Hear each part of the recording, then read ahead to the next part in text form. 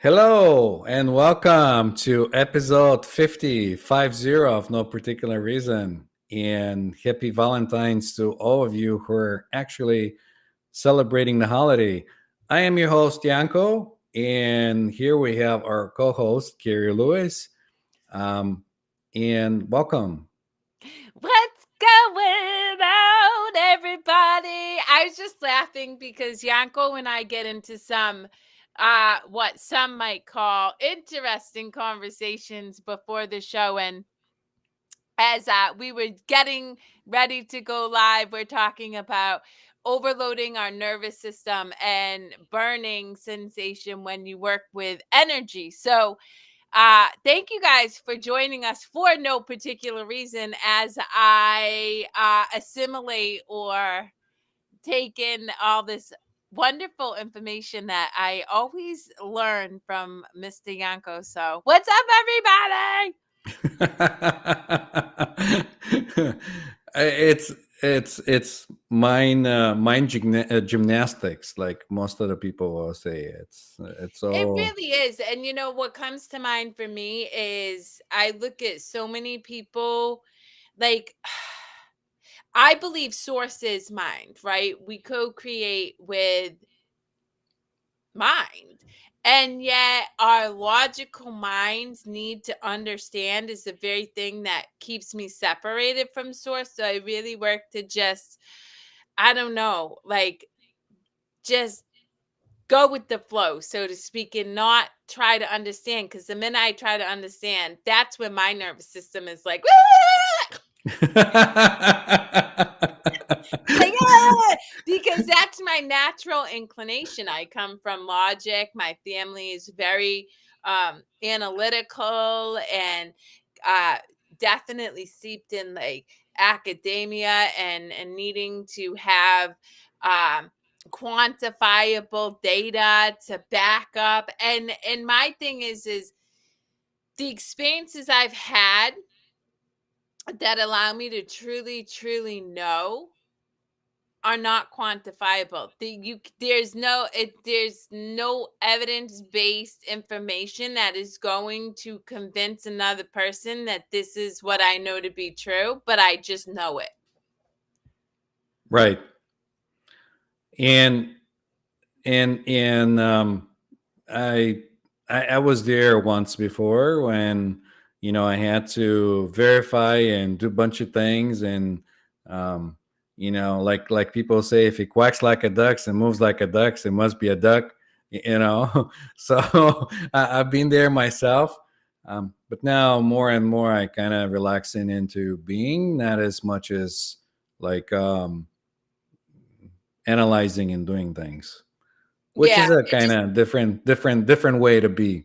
and it's not right or wrong. It's just where I'm at right now. And again, when I think about being grounded, staying grounded, that's where some of the greatest spiritual thought leaders, I fundamentally believe, have it right. And that you ground in this present moment, right? And this present moment is not in your thinking mind trying to figure out or understand anything. It's experiential, right? It's feeling into the seat that I am. It's listening to the vibration of my chest as I speak to you. It's, feeling the cool air against my skin. In that, you're not trapped in that thinking mind. You're not trapped in this idea that you have to understand anything. It's an experience, and that's where our superpower is. And I can't speak for you, but I know for me, my nervous system can feel overloaded when I get lost in the sauce of trying to understand, trying to make sense of, trying to figure out. That really has the ability to send me in like overload, and then it's harder for me to ground out. And that's where I find, from my personal experience, I lean into food or coffee or any of the things that I'm like, oh, I need something because this feels so unsettling for me. Right. Yeah. And this isn't like the overwhelming. I think you're talking about more of like a mind nervous system overload. Correct me if I'm wrong. well, mine is a body. I mean, it's not burning like you, but it's definitely a sensation. Right. Because I was gonna say that the nervous overload I was talking about, it's the sensory perception that goes back to your brain from your body. So it could be like nerves from your palm, or nerves from your legs, or nerves inside your gut, and other things that are, sending signals back to the brain. And that's what I really meant when I said, getting the nervous system overloaded with signals.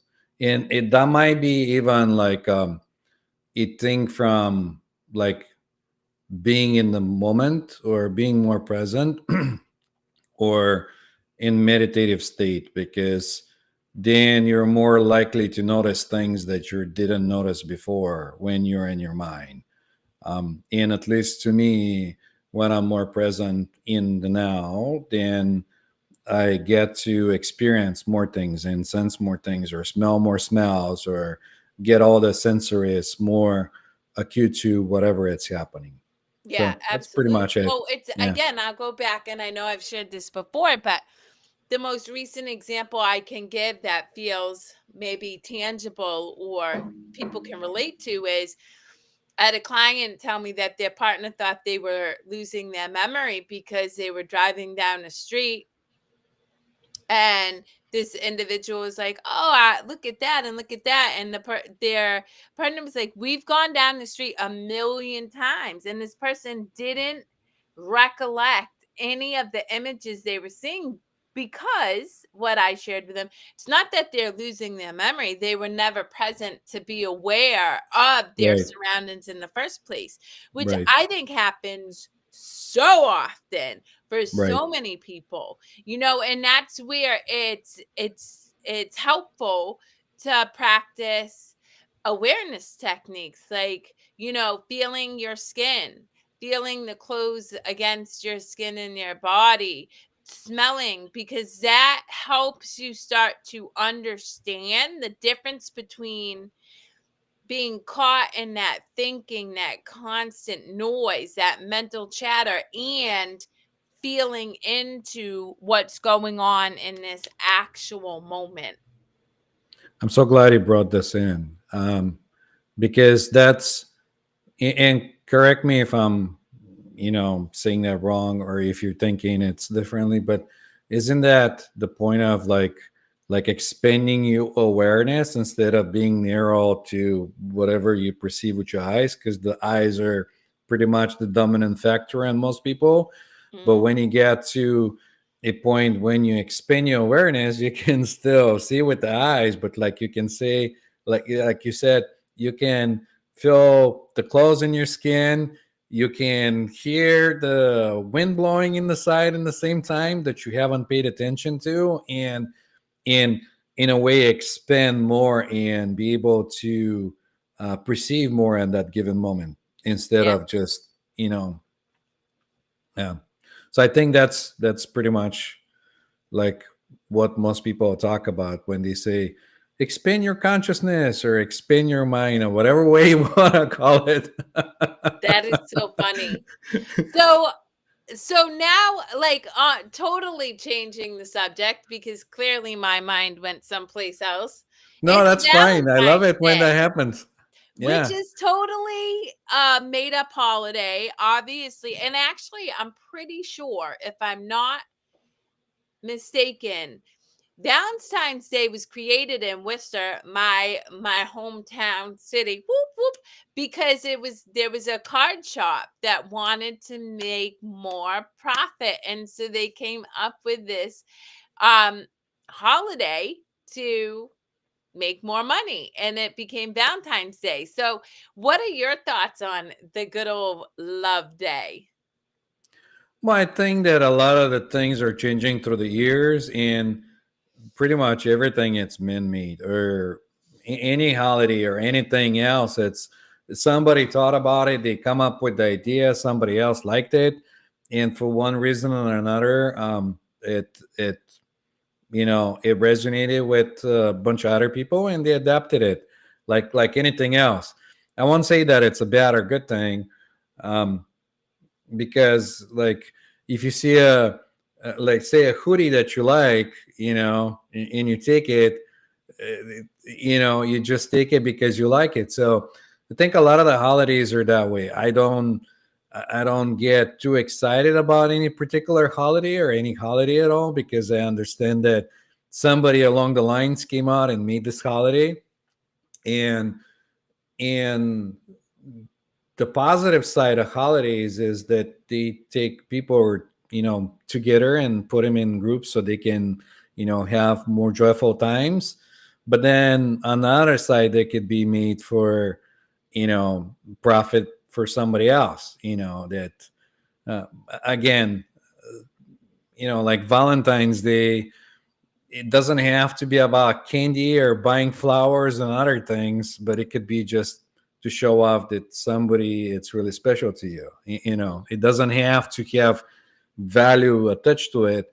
The same way as Halloween. I When love did Halloween. Halloween? It's my favorite when holiday when, when did ever. Halloween come up with this idea of candies? Like, if you go back, it's all about, witches and other things, and how did it come about to be all candy, kind of like a holiday.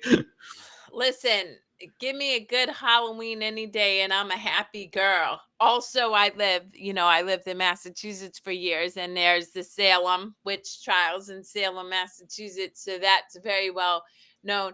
But I would say the holiday that I love truly most ever is my birthday.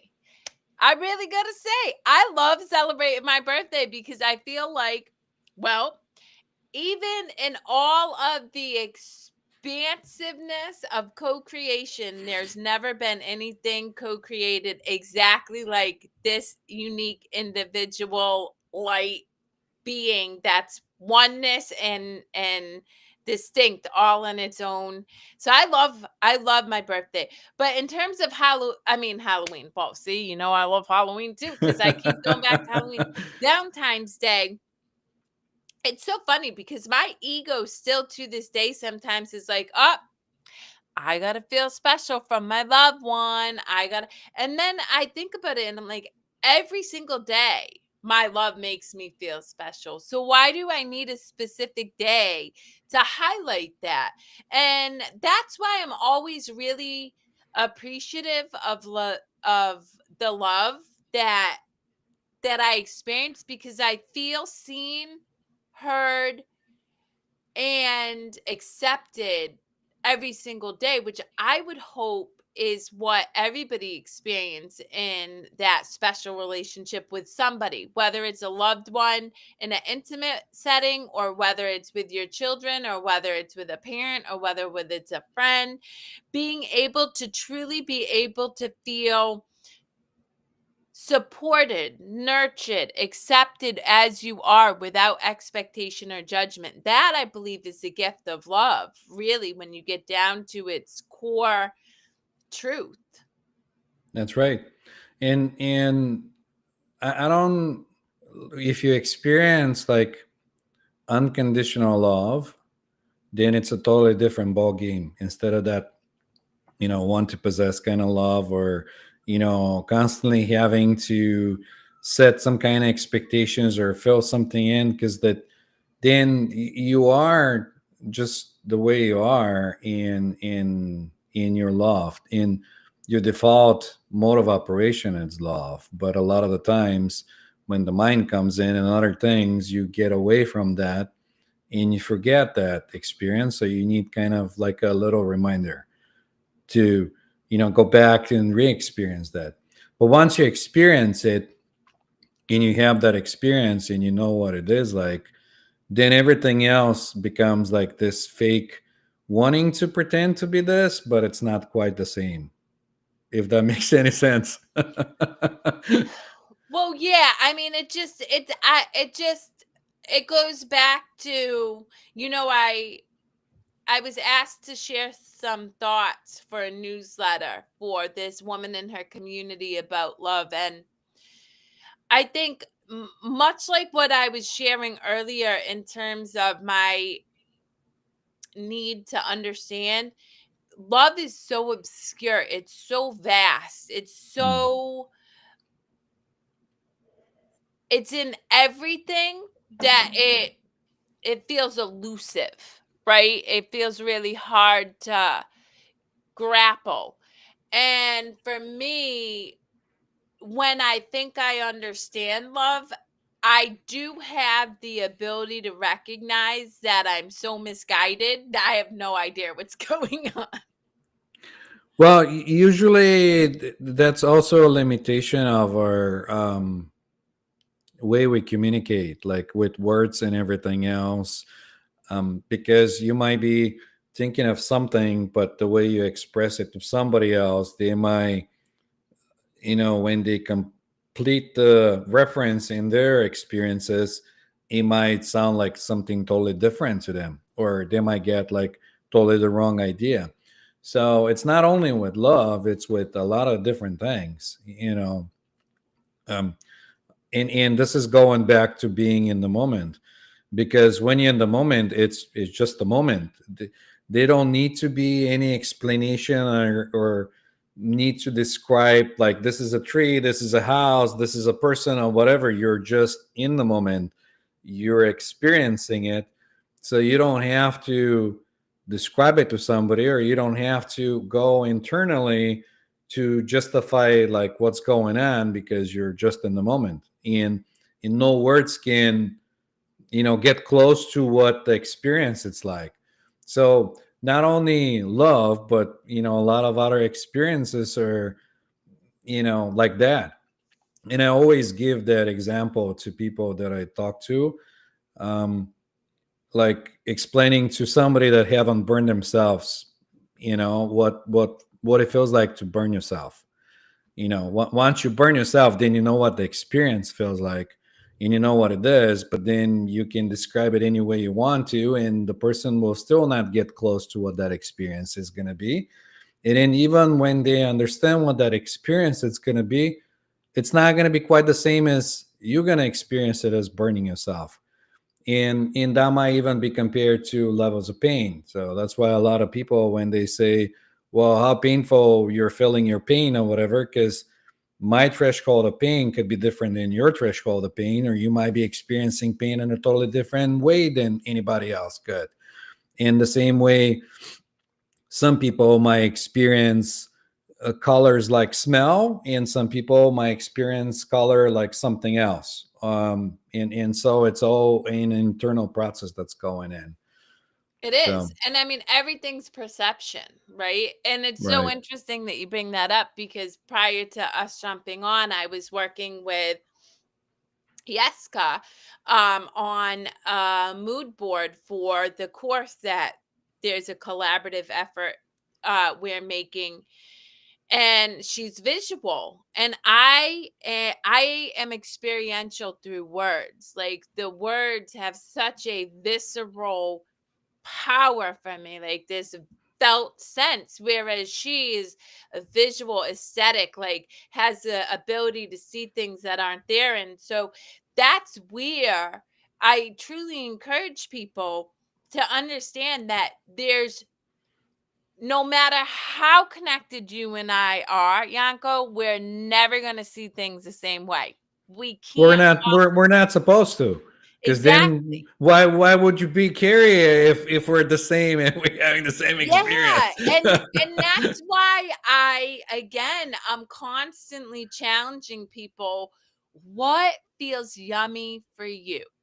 What causes you to understand um feelings of connectedness, feelings of unity, or openness? Because my interpretation of that is always going to be very different than yours. But when you give yourself permission to feel connected, to feel um at ease, peace, and those to me are the indicators that somebody's tapped into themselves, right? Not that I have to understand, but when they can have that experience within themselves that feels like, ah, like Yeah. coming home to themselves.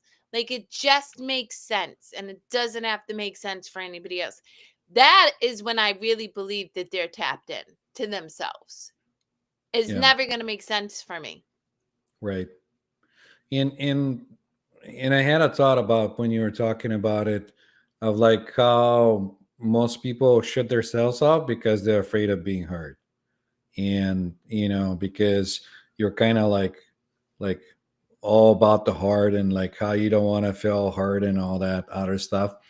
But the reality thing is that you can still be open to connect and experience the experience of being hurt, or experiencing pain or something, but then still be open to connect with this other person or whoever you're connecting with, and experience that experience. Yeah, you're Yeah, you smiling, go lost ahead. me. Y- Wait, y- what? y- See, this is well, the perfect example of different perspectives. because we were talking about connecting with other people, and a lot of, and this is my personal experience and observation, that before, when I make an assumption and I kind of close down and I'm not connecting, because like I can feel somebody else's feelings, like if I'm in their presence, if if that's okay. Where I can get in a room and fill the whole room, like what's the energy like, and and have that um, connection. But then sometimes that can feel overwhelming, and then I would want to like close down and not have that experience. So, and from that experience, I'm thinking that some people have the same kind of experience where they're closing themselves off and not connecting to other people because they're being afraid of feeling that hurt feeling, and not actually experience um, the moment or the joy of the moment, even so it might be hurtful to somebody. Does that make sense the way I'm explaining it now?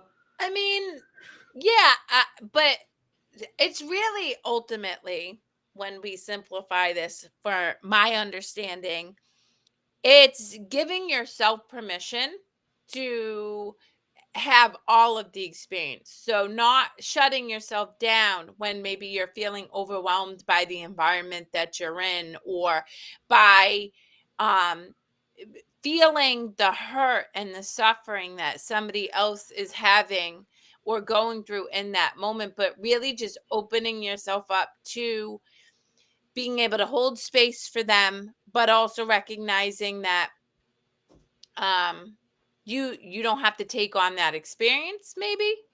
Yeah. Is that what you were saying?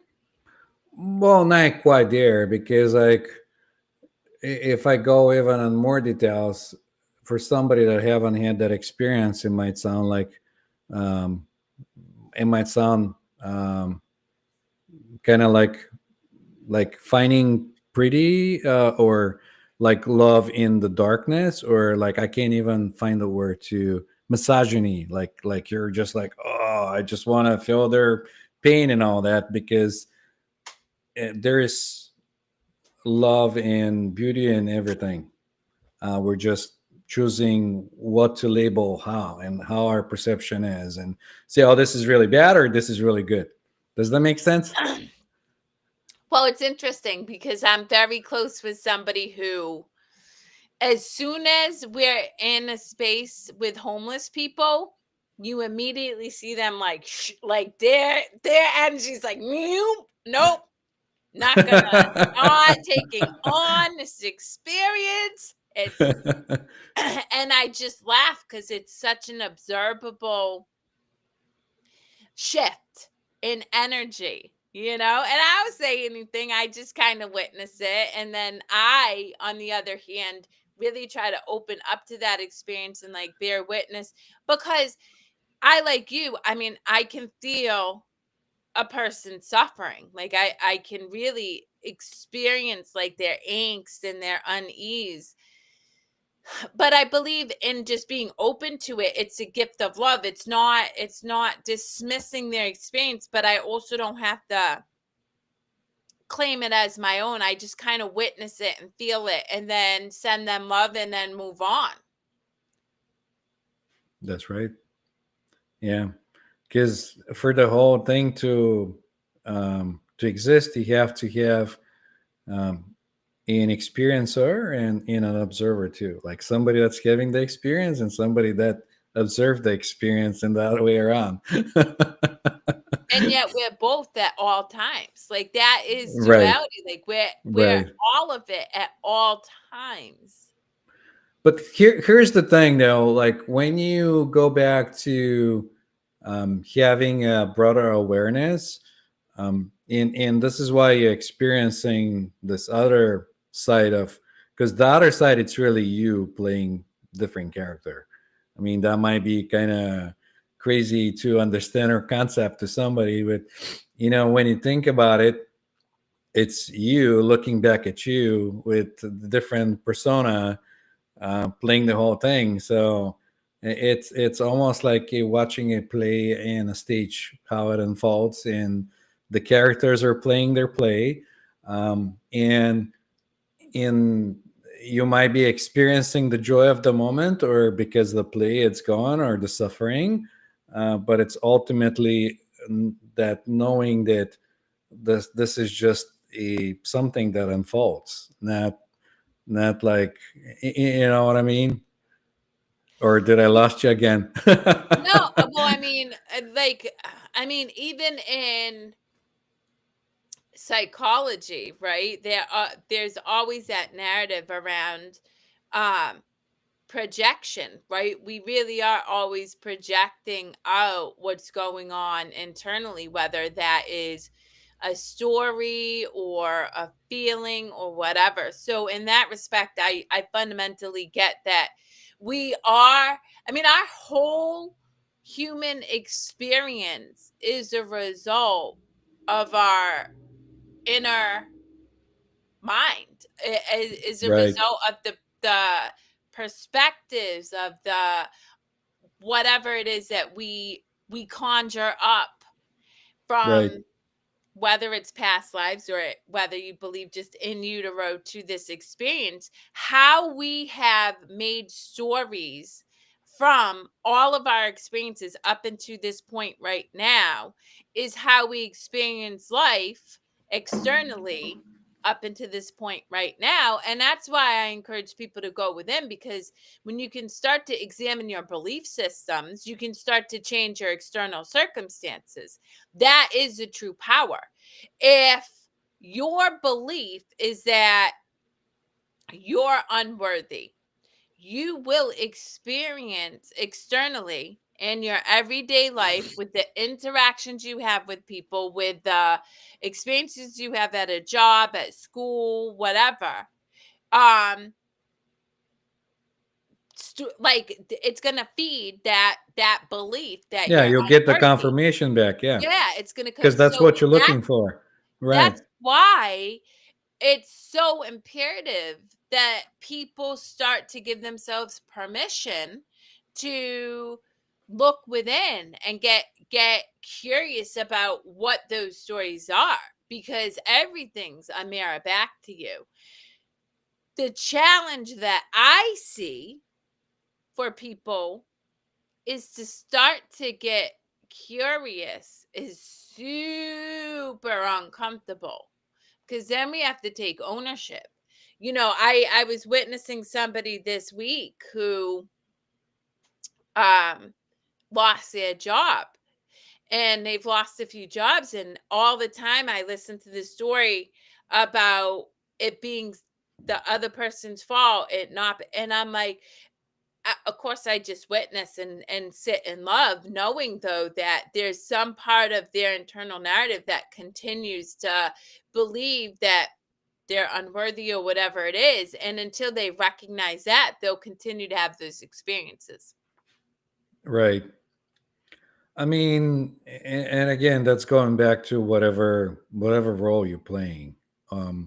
In a lot of the people don't understand that a lot of the things that they're doing are automatic, and say they don't even know that they're in that situation when they can change the outcome or do anything to improve the way their life unfolds.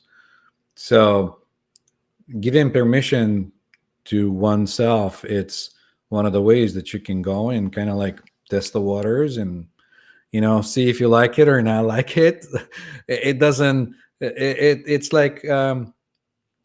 it's like getting into a huge project. It could, when you look at it as a totality, it might look overwhelming, but then if you chunk it down to little things and you give it permission to do one thing at a time or one day or whatever, and all of a sudden this whole project doesn't feel like this big thing anymore.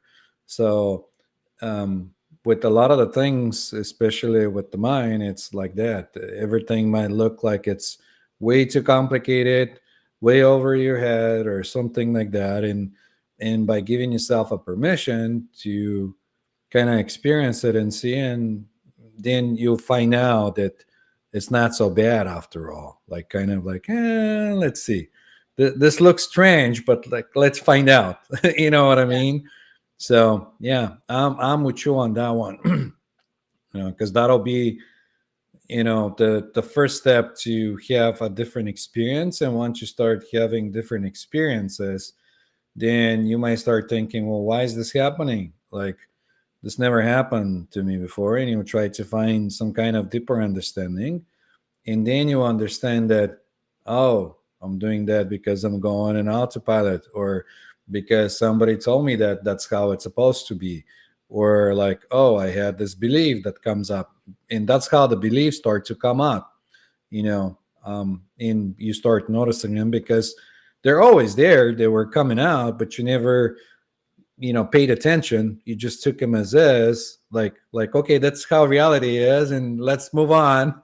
you know um but little by little, uh, it's a journey. You start going in a different direction because you can have both experiences. You can go in that journey of like improving yourself, or you can go in the journey of like separating yourself and getting really miserable, and going down the bottom until you hit rock bottom.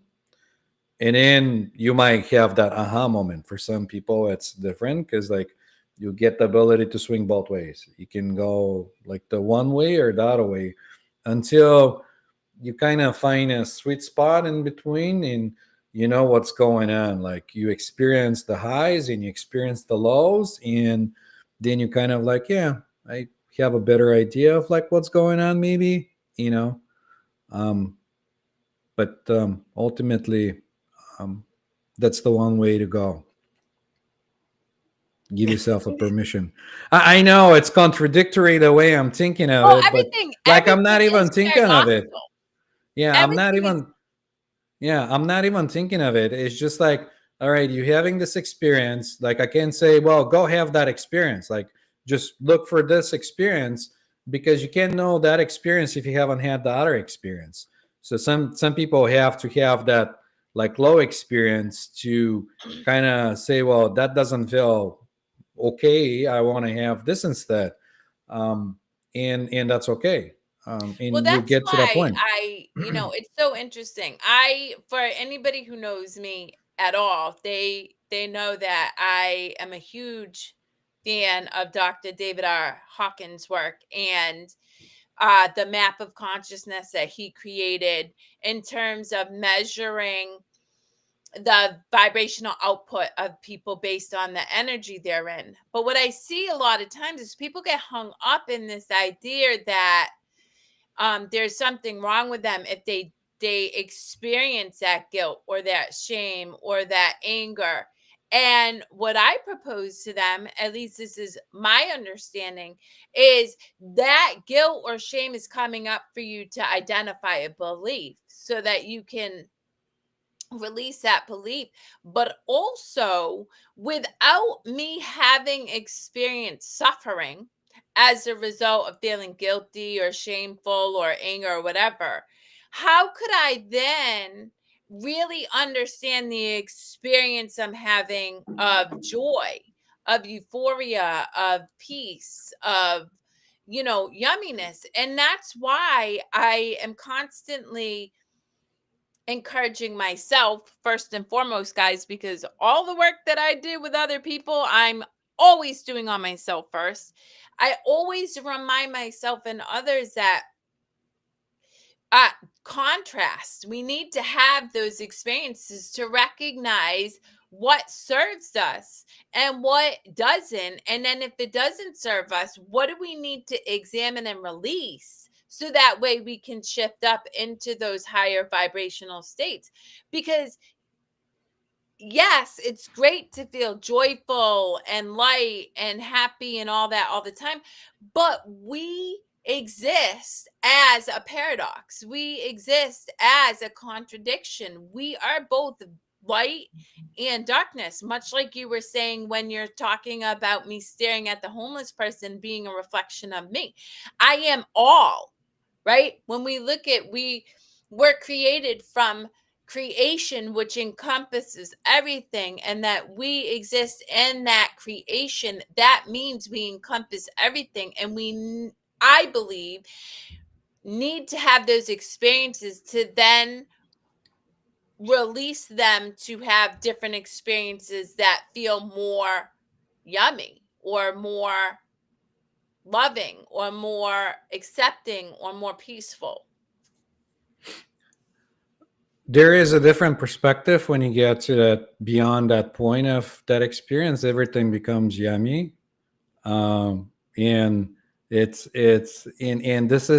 is why it's hard to explain it with words, because when you have that experience, that you sitting in joy or in suffering, but it's conceptual. You understand that it's suffering, and you see that the other person is suffering, and you're feeling the thing, but you understand that this is just the background of the foreground and everything how it's unfolding. Then it's totally different experience when you're having that experience. But everything, it's an experience on the end, and um, you're just experiencing yourself in in a way, getting to know yourself by having those experiences. Getting to know you, getting to know all about you. I don't even know where that song came from, but as soon as you said that, I was like, oh shit. And that's me. But no, Like, I I love want that to know. about you though, because like you're just ramble about or sing about whatever comes in. I'm kind of like the same way. Like I might go one way, and then I'm thinking, wow, well, that contradicts what I was just saying, because it just unfolds, and that's Oh, I how it mean, and goes. that's why, like, oh, this is where I mean, I think this is so beautiful because it really, our conversations always end up full circle. They always circle around back to whatever was coming up in the beginning. But truly, that's where I personally work to surrender into the now rather than trying to figure out or understand anything, because it's too vast, it's too obscure. Like, I think about Rumi, or I think about Hafiz, and I think about all of my teachers who say, if you think that you can understand anything, surely you should laugh, because you can't. And Of that's course. what I said to my beautiful friend Gail Kraft. We were doing a workshop last week, and I listen to so many people contradict themselves all the time, and I'm certain that I do it too. I mean, I know I do, because we are a contradiction. But where they're like, well, I don't usually listen to speakers, but I listen to this speaker, or I don't usually work with a coach, but I'm working with this coach, or I don't usually, and I'm like, we do it all. We like, and that's why we're just constantly unfolding. And I work to have language of, I just am. I may work with somebody this week, and I may not want to work with anybody next week. I may study a speaker this week, and I may not want to align with that? I fundamentally don't know, and that's why for me, I really work.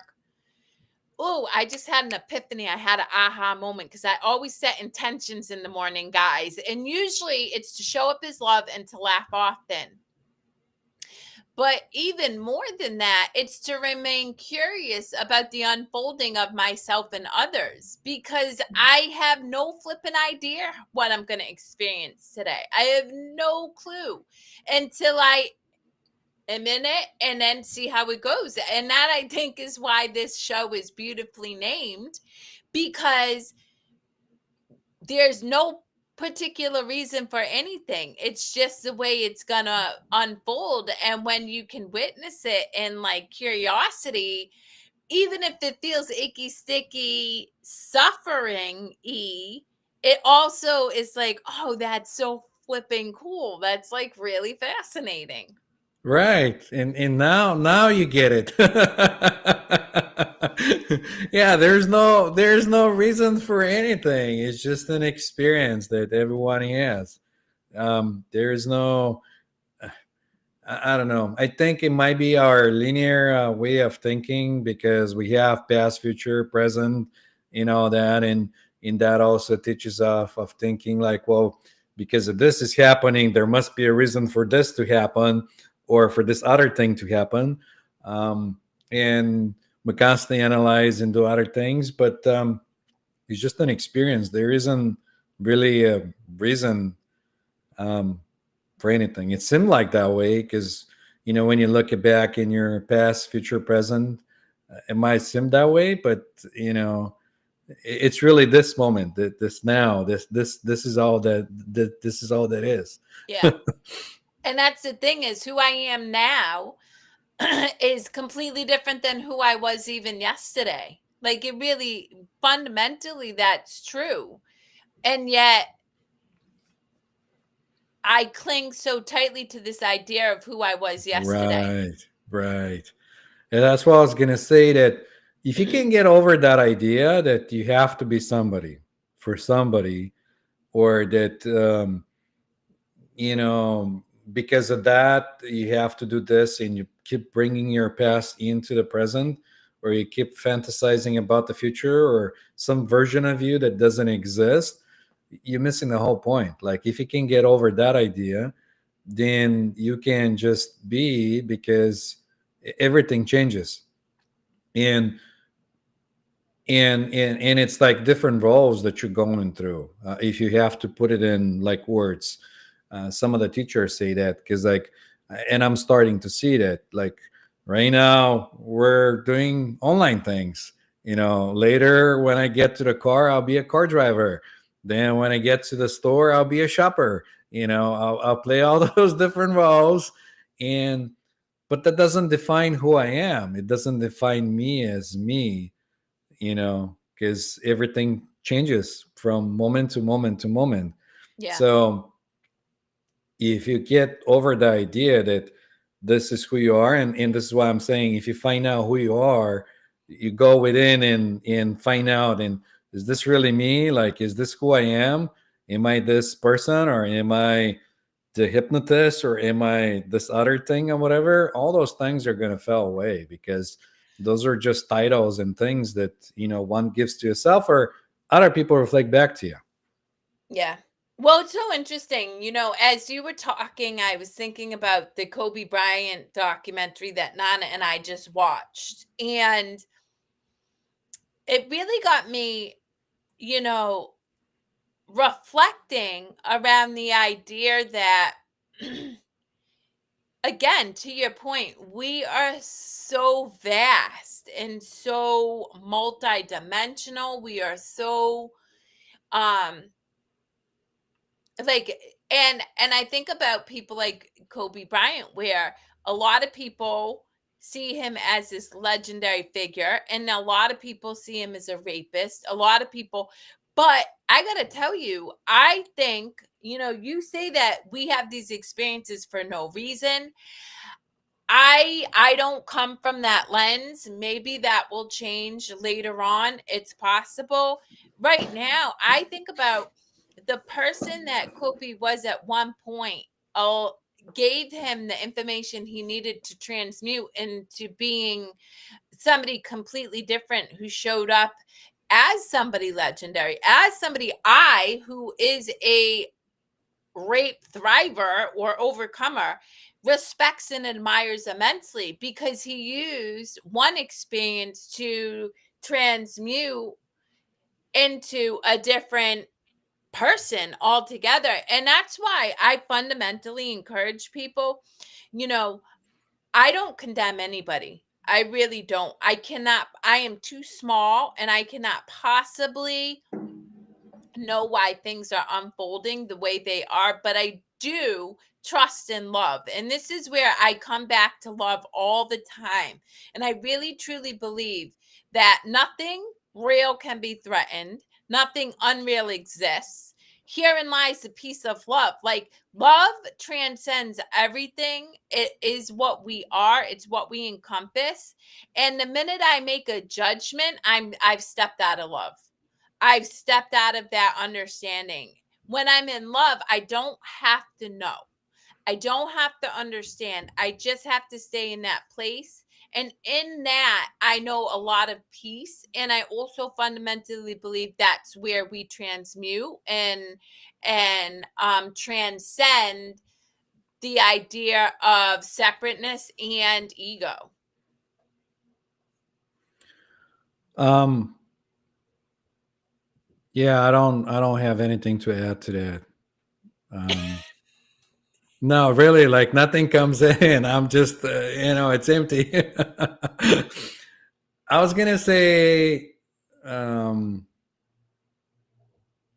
that you keep going through, and this is my experience. You're going through different experiences in just to give you the opportunity to experience yourself differently, let's put it Yep. that way. So like if you experience yourself from this perspective, then you can experience yourself from the other perspective, and it's more of a experiential thing. You keep getting the experiences, because ultimately I think when you have the experience, then you can relate to yourself more and get to know yourself more, or like the other version of self, and you can relate to other people more because you had a similar experience, and you get to understand what they're going through or what kind of experience they're having in the same time. So I don't think there is like a transmutation or anything that it's happening. Yeah, there is a change that it's happening because you had that experience and now you're having this other experience. um and to me it's more of a, you didn't know that you're going to have a headache or hangover after drinking too much alcohol, but then when you get another morning and you have the experience, then you have that aha moment, and you're like, wow, that was kind of good, but now I don't feel so good, and you hop on the next experience and you experience something else. It keeps going so that you get to understand or get to know yourself better, because like everything, it's a different version of yourself that's having to look back to yourself and have that experience. It's I do want to add complicated. one more thing though for our listening audience. Whatever experience we're having, whether this is what I understand. All experiences, and again, Yanko and I may differ in language or understanding, are transformative, but there is universal laws that we must actually recognize and contend with. So, going back to the Kobe thing, there is cause and effect, right? And there is, uh force is always going to create opposite and equal force. And so while we are having these human experiences, and from Yanko's point, we're not meant to judge them good, bad, right, or wrong, and I agree with that. We also have to recognize that how we show up energetically will always be mirrored back to us. And so, what I mean is, if I take an action that is harmful towards somebody else, I will absolutely experience an opposite and equal action Right. back to myself, because that is just the universal laws of energy. That's vibration. And so it's not for people to, I fundamentally want people to understand, yes, we're just having an experience, right? And I believe they are meant to help us make a choice, for me anyway, to shed the old belief systems and truths that I had to experience something differently. But I also had to take ownership of the choices that I made, created a lot of the painful experiences that I have had in my lifetime. And it was once I shifted that understanding, I started to attract more loving experiences. Right. And I think you're talking about like like the universal laws, like they're saying like karma and all that. That whatever you sow, you shall reap. It's kind of like that, yeah. Um, but I think that's just how this reality time space is that we're in. Um, Yeah, I I want fundamentally. I want think that this applies to other parallel realities and other dimensions or even like different universes. Um, but I don't know, 100%. I mean, I think everything has a polarity. Everything holds degree. When you think about it in terms of like, I don't know, but I fundamentally believe that there are certain truths that are non-negotiable, and that transcends time and space reality. I think in any dimension there's polarity. In any dimension there's cause and effect. And I mean, think about whether if you look at biblical text or different experiences in the Bhagavad Gita or the Tao Te Ching, all theology talks about like fallen angels, right? These are people who are in a different dimension, so to speak, right? So those universal laws, I think, transcend. And again, this is just my fundamental understanding, and I could be wrong, who knows, but it transcends this time and space reality, and it just is. It's a law. And so, understanding those laws, you can make choices that help you experience more peace, more love, more joy, more laughter, more connection, or you make choices that help you experience more division, more fear, more anxiety, more guilt, more shame. And that is just based on truly the beliefs that we have, which is why I think it's super important to go inward and examine those and release those. And also our habits and behaviors, which is also why I think it's important to recognize what actions we take and how they impact us and other individuals. And if it feels counter to love, to compassion, to connection, then maybe making a different choice. No, 100%. I love that.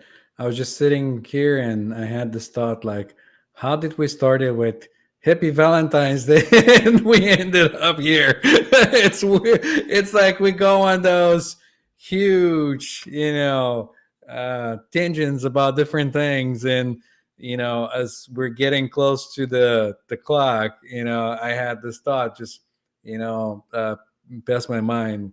We started with candy, Valentine's Day, love, and everything, and this is where we ended up. Well, Yeah, listen, Yanko, for anybody who's watched any of our episodes, we are not the light, easy show where you're just going to kick back and laugh all the time. We're either going to give you, I mean, you're going to experience something, either complete perplexedness or curiosity or whatever. But I think it's perfect. I think it works out. No, I think so too. I think having these conversations or this type of conversations where you go in and be able to speak whatever comes to your mind or whatever you think you can, speak in that moment, gives the ability to others to, go and, say, that's kind of interesting.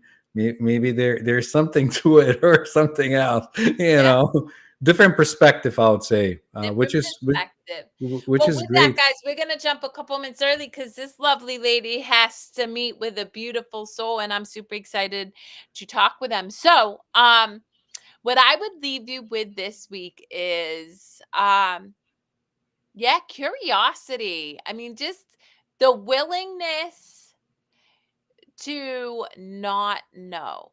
Giving yourself permission to assume you don't know anything. And I really work hard to show up that way in all areas of my life. Like I'm doing this CERAC training to help with my community. And it's easy for me to be like, oh, I know that this, and this is the way it is. Instead, I'm like, I know nothing.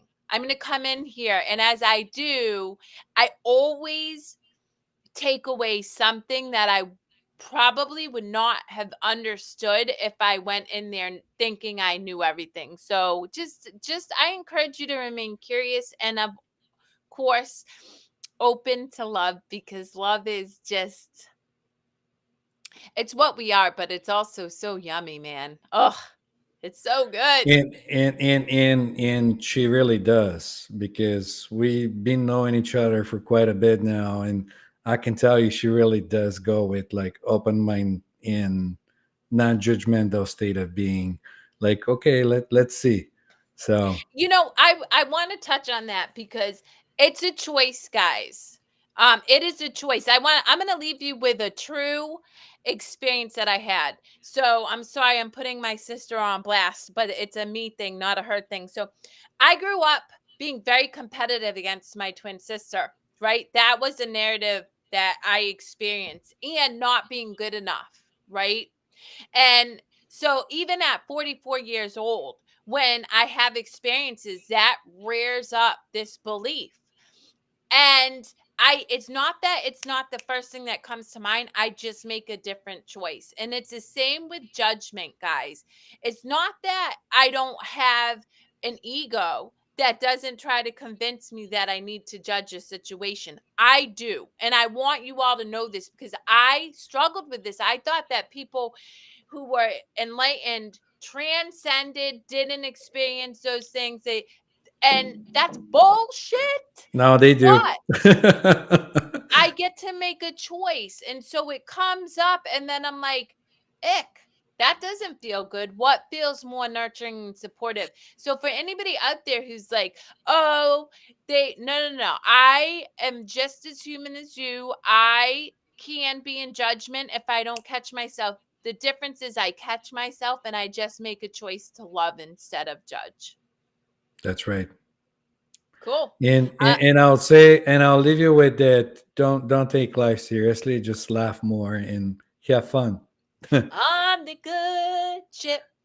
Lollipop, it's a great trip to the candy shop where bonbons play. I don't know the rest. Okay, I bye don't know guys. that We love song. I was gonna you. join it, but I don't know it. All right, people. Nice hanging with you, and we'll see you next week.